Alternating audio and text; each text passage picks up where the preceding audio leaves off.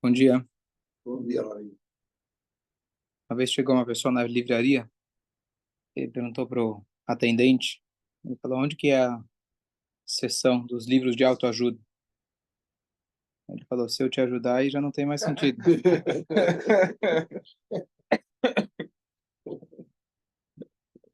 A gente está no capítulo que fala sobre Midot, que seria talvez a origem dos livros de autoajuda.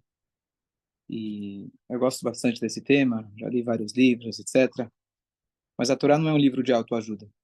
Não que a Torá não te ajude, mas tem uma diferença muito básica entre o que a Torá fala para a gente sobre em relação a gente melhorar o nosso caráter, melhorar a nossa maneira de viver, melhorar toda a nossa vida como um todo, na questão de sentimentos, na questão nós com nós mesmos, nós com o próximo. Tem uma diferença muito básica entre qualquer livro de autoajuda versus a Torá. Aquele livro famoso do Carnegie, né, Dale Carnegie, Carnegie, sei lá. Então, todos esses livros se baseiam num princípio e a gente se baseia em outro princípio. O princípio que a gente se baseia é Hashem. O princípio de autoajuda começa pelo auto, ou seja, eu. Como eu posso me ajudar? Tudo é em volta do eu.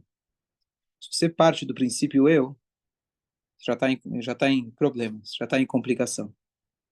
Só para lembrar que a gente falou ontem à tarde, um exemplo, mas que o primeiro mandamento ele está ao lado do sexto mandamento. Hashem fez com que os 10 mandamentos estivessem em duas luchot. Porque você não matar é intrinsecamente ligado com Anochi Hashem Elokecha, eu sou Hashem teu Deus. Ser moral, simplesmente porque se acredita na moralidade em si, sem ter uma base sólida, absoluta, total, que existe Hashem, existe alguém que a gente precisa prestar contas, tem alguém que está olhando tudo aquilo que a gente faz. Ele não muda, ele não é subornado, como a gente falou ontem, ele não está sujeito a qualquer mudança. Esses são os valores absolutos que a Torá dá para a gente.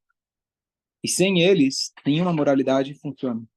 E a mesma coisa funciona também em questão na nossa vida, em relação aos nossos sentimentos, em relação a como a gente sente, como a gente enxerga a vida, como a gente enxerga nós mesmos.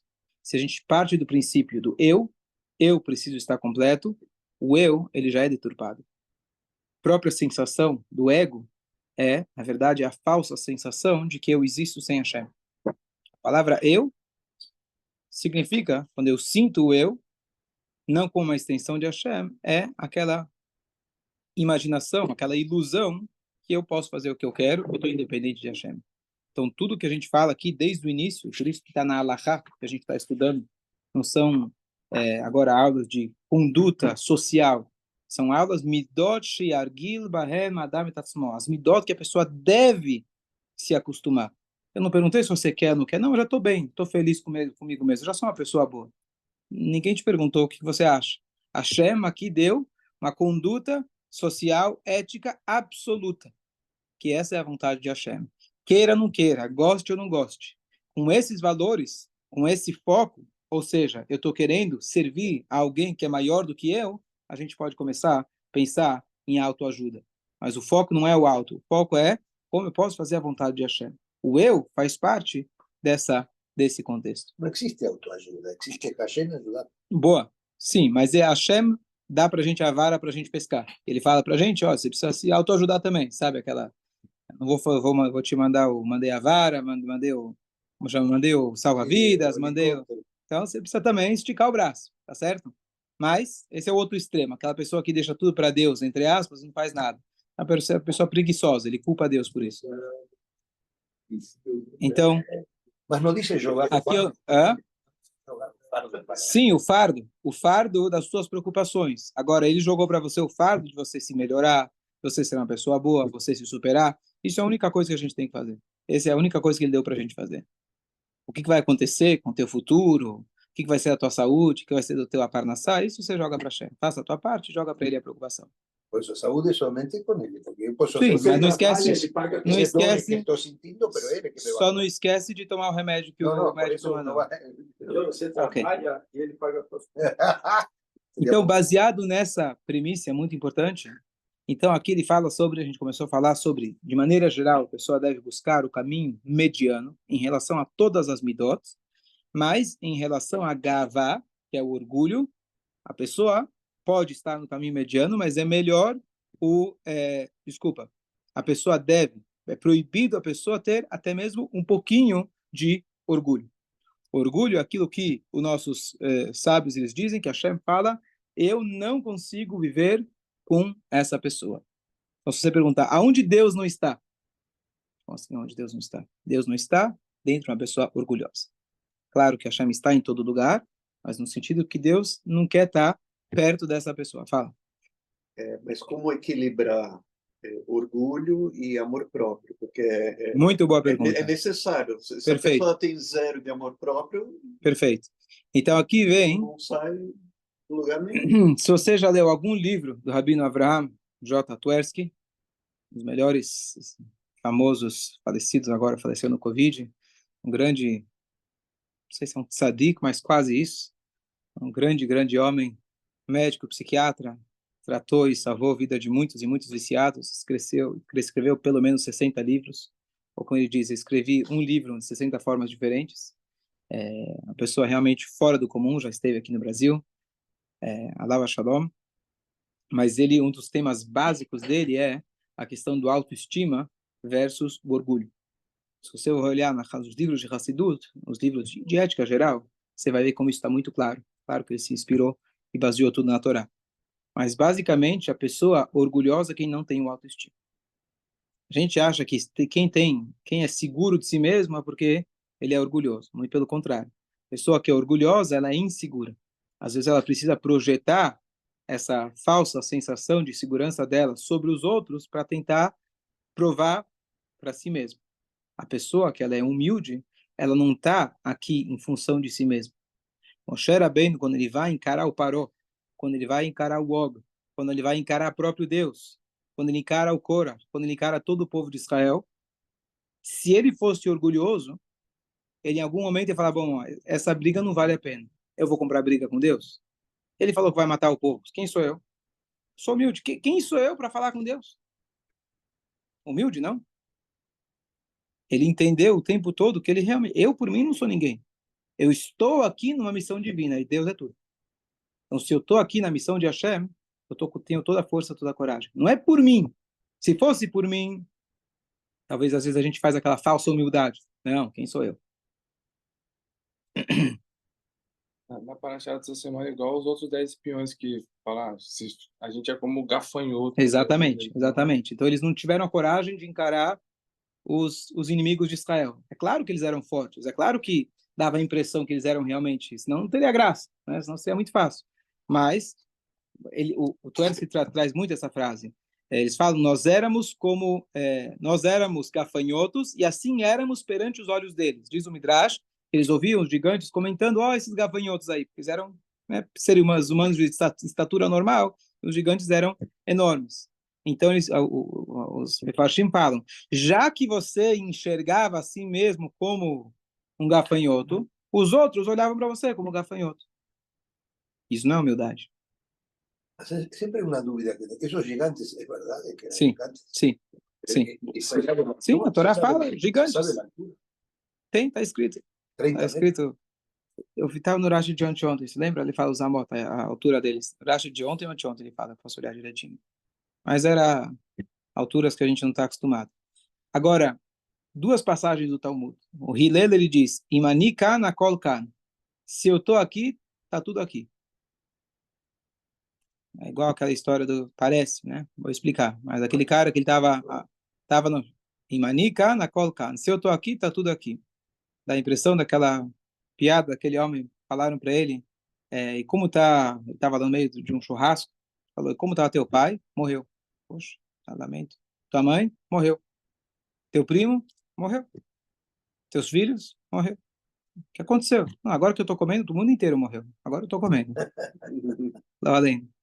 Mas é a ideia daquele cara que está focado naquilo que ele faz. Hã? Então, o que acontece? Dá a impressão que o Hillel, ele falou, Hillel, você quer alguém mais humilde que Hillel? Está escrito que Hillel, inclusive, era até um Gilgul, era uma reencarnação do próprio Moshe.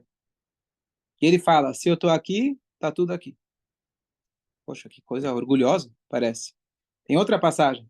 A gente acabou de ver, quem estava aqui no Shabbat, o Rabino fez o ciúme, que a Gemara de Sotá, ela fala, olha, acabou, não existe mais pessoas humildes. Quem era o sábio que falou?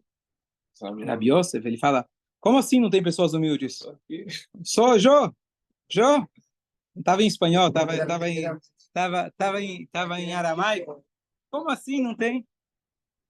Então, tem mais ainda. Não é só essa, não. Tem mais umas todas. sim, Rachet, etc. Então, o Rebbe explica na Parashá da semana passada.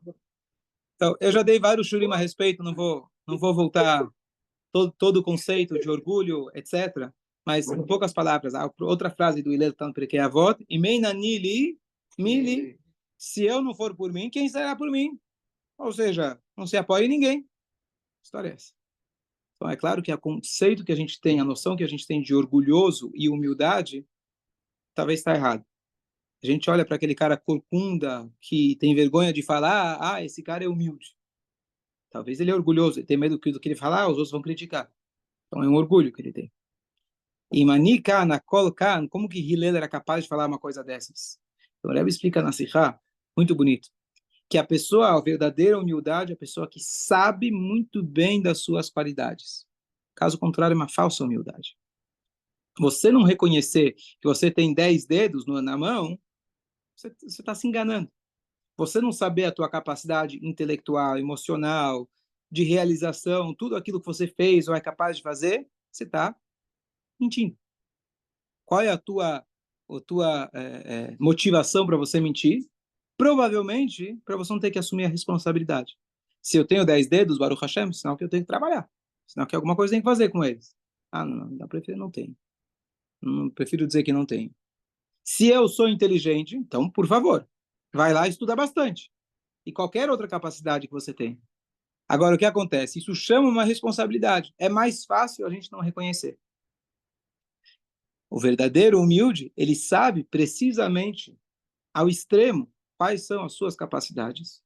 Ele reconhece, que nem você falou, ele tem muita segurança, mas a segurança dele não é eu posso, eu consigo. A segurança dele é, já que Hashem me deu, então a minha responsabilidade é absoluta, é usar. E quanto maior a minha capacidade, você fala, olha como você é bom. Poxa, então acho que eu tenho que fazer um pouco mais. Se realmente eu conseguir causar esse impacto, então eu tenho que fazer mais ainda. Então é um chamado para a responsabilidade, as nossas qualidades, e não um motivo de orgulho. Então, Moshe Rabbeinu, não só que ele sabia das qualidades dele, até a qualidade que a Torá fala da sua humildade, ele também sabia. Ele sabia que ele era humilde. Estranho, né? Eu sei que eu sou humilde. Então, a falsa humildade é ou eu falo, o trouxa vai falar, não, eu sou humilde, né? Então, o cara que é mais esperto, não vou falar, eu só vou fingir. É aquela ideia que está escrito que a pessoa que corre atrás do kavod, das honras, a honra foge dele. Aquele que foge da honra, a honra vem atrás dele. Então chegou um cara no Rabino e falou, Rabino, eu sempre fujo das honras, mas ela não veio atrás de mim. Eu fujo das honras, mas eu continuo sendo um schlepper. Ele falou, você foge dela, mas você sempre fica olhando para trás e vê se ela está correndo atrás.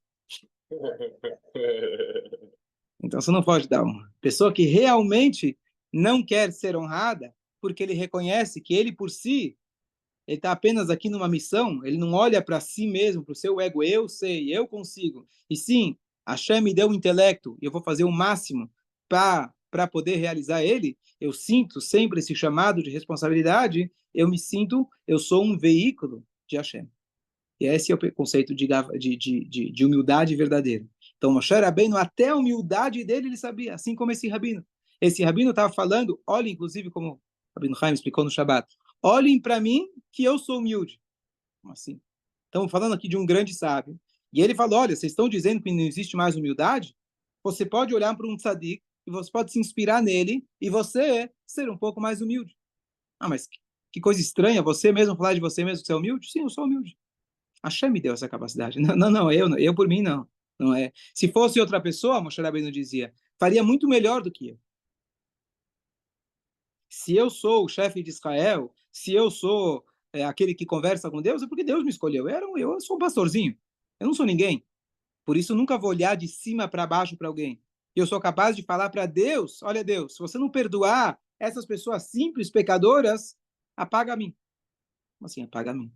Deixa eu me garantir. Eu e Deus, ó, eu sou humilde, eu sou grande, eu recebi a Torá, nós aqui estamos juntos. Essa turma aí que fez o bezerro de ouro, deixa eles para lá. Justo, não? Não.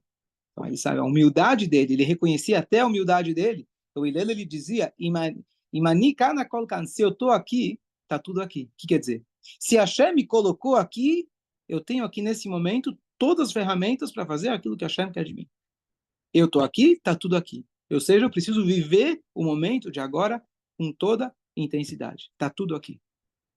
O ani não é eu. O ani são as mesmas palavras da palavra Ain, as mesmas letras da palavra Ain. Ain quer dizer nada. E o nada se refere a Hashem, quer dizer, a origem, que a gente olha para cima não consegue enxergar. Yesh me'ain, a gente fala. Então o ani tem que ser transformado no Ain. Respondeu a pergunta? Então não é a falsa humildade, e sim a maneira da gente sempre olhar para a nossa responsabilidade. E o Alter Eber elabora nisso, no Tani, essa frase que ele traz aqui, ou seja, extremamente, é mais que humilde a palavra, shvadruach, rebaixado perante qualquer pessoa. Então, shvadruach também não quer dizer que você vai andar corcunda e com vergonha de falar, mas é você reconhecer que mesmo quando você vê uma pessoa que ela é inferior a você, vamos ver logo o quê? Mesmo assim, você se sentir menor do que ela. Então, como pode ser? Então, o que quer dizer inferior? Então, no mundo físico, material, você fala quem é superior? É o cara mais bem-sucedido. Quanto mais matéria, né, maior é a casa dele, maior é o carro dele, maior é a estatura dele, maior a posição social dele, esse é o cara grande.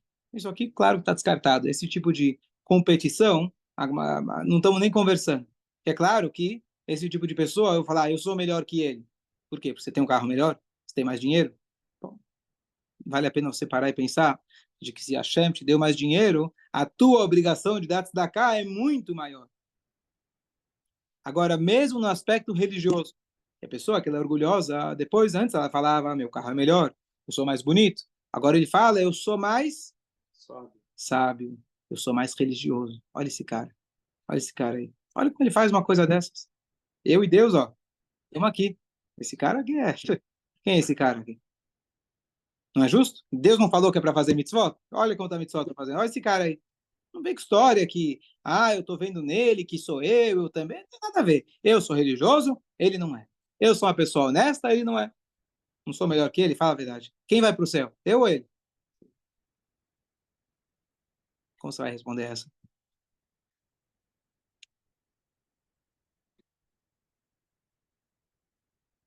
Tá certo? Então, eu tenho um bom motivo de orgulho. Eu sou mais religioso que você. Acho que esse orgulho é até pior que Esse orgulho é até mais perigoso do que o outro. Porque o outro é uma questão de quantitativa, materialidade. Hoje você é mais rico, amanhã pode ser o contrário. Agora eu sou mais religioso. Isso é muito mais perigoso. E qual que é a resposta para isso? Mas eu sou honesto, ele não é. Los dos têm alma judia. Os dois têm alma judia. Bom, ok, tá bom. Eu exerço a minha alma, ele não. Eu uso minha alma, ele está com a alma dele escondida. Sou melhor que ele. Depende da missão de cada um também. Depende da missão. A missão dele é fazer mitzvot também. Alguém está isento de fazer mitzvot? Não exemplo, mas às vezes uma coisa específica. Por exemplo, principalmente até quando eu falava com o Rebbe, né? Tô com um problema X, não interessa o que. Para cada um, o Rebbe dava uma solução Orientação. diferente. Né? Vamos lá, estamos no caminho. Para um é fazer caché, para o outro é rezar. Então você não precisa fazer o Shabat, então. Não é isso. Eu faço o kasher, eu faço o Shabat, eu faço isso, é o melhor de você. Todo mundo tem que fazer, mas aí pensar, fazer tudo isso e fugir talvez da sua missão, né? Fazer só as mitzvot, enquanto o outro não faz todas as mitzvot, mas está fazendo um papel mais importante que... Ok, vamos lá, estamos indo. A questão é a seguinte. Você não se colocou no lugar do outro. É claro, você com as condições que você teve, que Hashem te deu, seja a educação que você teve, seja até que você mesmo, por inspiração, que Hashem te deu em algum momento, que você teve a coragem e teve a dedicação de fazer mitzvot. Não é por mérito próprio. Você acha que você faz mitzvot? Sim, você tem teu mérito. Mas Hashem te inspirou em algum momento para você fazer isso. Eu queria ver se você nascesse naquela família, naquele ambiente, passar por aquilo que o outro passou, aonde você estaria. Eu quero ver. Tem aquela historinha do Mittler Rebbe que foi na roça, onde tinha um Hassid, e daí, aí o Hassid falou assim, aí ele pensou, vou mostrar para ele como é que é a vida de verdade. Daí ele levantava cedo para trabalhar, ele falou assim pro Mittler Rebbe, do jeito que você é filho de quem você é filho. É fácil, isso. Aí ele vai para casa, aí ele achou que o Walter Rebbe ia ficar bravo com ele. Baruch Hashem, meu filho votou diferente. Você recebeu a lição de vida. Isso. Que nem a história do Noah, né? Ish Tzadik, né? Pensando em si mesmo. Ou ele não era Gurnish, ou então ele era mais ainda do que a gente pensa. Entendi. Sim, exatamente. Exatamente. Tem os dois aspectos. Você ser um pouquinho só, exatamente. Já colocava... Então, você não pode usar esse tipo de julgamento, quando a gente fala de julgamento, sabe o que, Hashem? Sabe o que aconteceu comigo? Sabe onde eu cresci? O que eu estou fazendo tá bom, Hashem, já tá bom. Né? Não vai reclamar, vai, eu estou bem. Não. Isso, o nosso julgamento, auto-julgamento, tem que ser sempre esperando mais de nós mesmos. Mas quando a gente vai julgar o outro, você tem que realmente se colocar no lugar do outro. Mas ele também tem que fazer mitzvot? Deixa essa conta dele com Deus. E você, se puder, inspira ele para fazer mais mitzvot. Mas você julgar o outro pejorativamente, falando eu sou melhor que ele, só esse pensamento já é o que a Torá considera mais grave, que é o orgulho. O orgulho, Deus fala, não consigo viver com esse cara. Mas ele é extremamente religioso. Religioso? Mas não é espiritualizado. Hashem fala, não aguento esse cara. Eu não aguento esse cara. Isso que Deus fala. Não consigo, esse cara é muito orgulhoso. Cada um de nós tem uma área para trabalhar nisso, porque o orgulho faz parte inerente do ser humano que Hashem colocou, então nunca alguém vai falar, tirando Hillel, Moshe, falar, deixa comigo. Então, a gente ainda tem quem se inspirar. Mas esse é o conceito de orgulho. Então, o orgulho é algo constante para a gente se trabalhar, e o pensamento geral é, eu estou aqui numa missão de Hashem, e em relação a julgar os outros, ele também está na missão dele. Eu vou tentar inspirar ele, mas julgar ele pejorativamente, eu queria ver se você estivesse na pele dele. Você não tem realmente como julgar a outra pessoa. Especialmente, você não tem ideia o que passa na vida de cada pessoa. Você não tem ideia.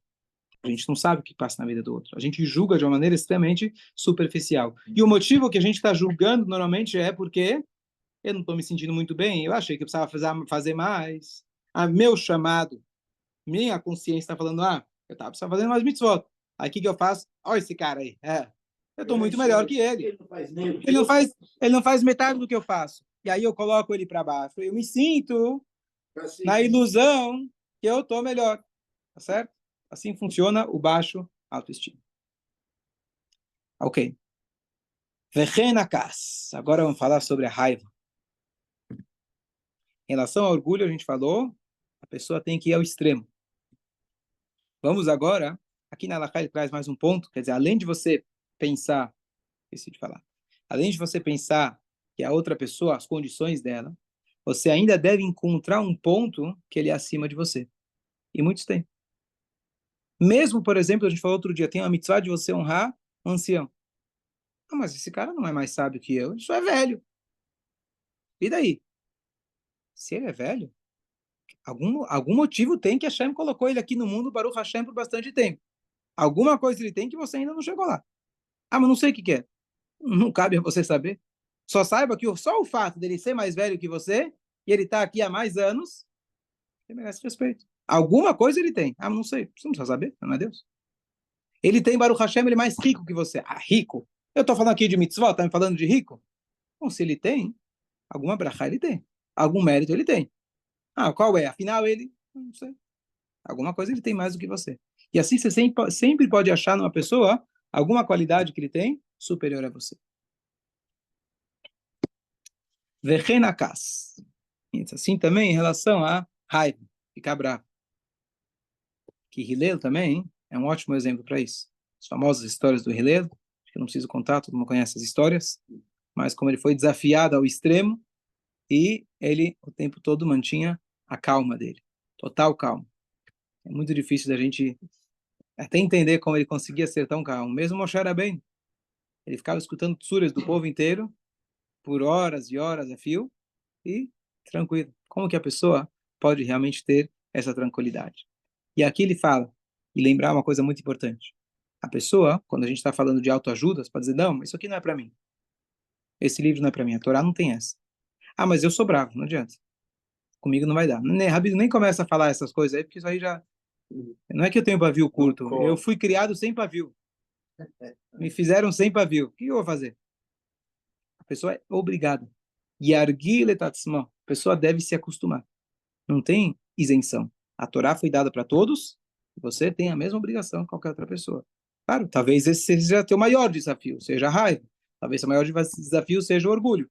Mas você é obrigado a trabalhar naquilo que a gente te deu. E você não tem como... Passividade também, né? Também, então, passividade, a gente vai falar, ele vai falar sobre a passividade. A pessoa tem momentos onde a pessoa deve se demonstrar, fingir estar nervoso para educar os filhos, alguma coisa assim. Mas é uma coisa muito passageira e muito superficial. Tomara a gente estivesse perto disso. Vamos tentar cobrir o grosso, pelo menos. Mesmo, então, como a pessoa, então aqui o Rambam, ele traz para a gente a dica geral. Como uma pessoa que ela é, por exemplo, extremamente orgulhosa, vai se tornar humilde. Como uma pessoa que é extremamente gastadora, vai se tornar uma pessoa econômica de forma saudável. Então, o que ele fala? Lembra da história do galho? Então, você tem, na verdade, se você está muito para um lado, o que você tem que fazer? Puxar para o outro lado para você conseguir encontrar depois o equilíbrio. Então, quando a gente fala da pessoa se reeducar, então a dica que o Rambam dá é você ir para o extremo, para o outro lado, que não é o ideal.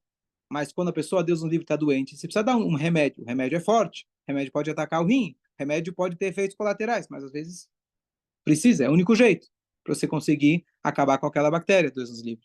Então, a pessoa deve ir para o outro extremo. Então, a pessoa deve se acostumar a não ficar bravo, mesmo com coisas que justificam você ficar bravo. Tem coisas que justificam. O que poderia justificar você ficar bravo?